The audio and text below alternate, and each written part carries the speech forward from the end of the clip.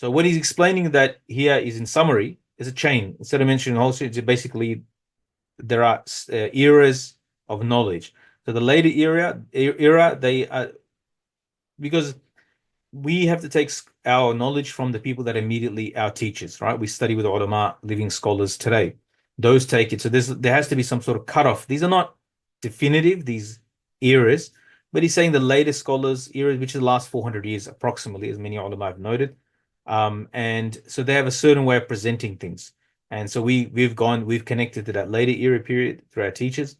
And then those through the middle era, they take in through a chain right up to the four Imams themselves. Why the four Imams? Of obvious reasons, that the practice of Islam in fiqh is taken through these. They are authorities in Islam. So in a way, like by mentioning them, you're also mentioning all their scholars, their teachers and students around them as well. And these were authorities.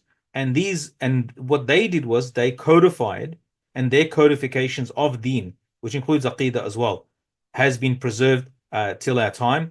And so their views do matter. So why we're talking about the aqīdah of Imam Aḥmad ibn Ḥanbal, why the other Imams? Because really, if you look at the early Imams, there isn't a lot of difference between their aqīdah.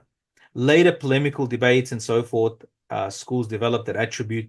They said the majority of the Shāfi'īs are like Ash'aris or Malikis as well, Hanifis and Maturidi. But if you look at the four Imams themselves, what they said and what they did, then you'll find that the four Imams generally are agreement with most things. And the level of polemical debate, it was there, but it wasn't, the polemics was very less in the early era. But it did exist. To say that it didn't exist, that's not the case.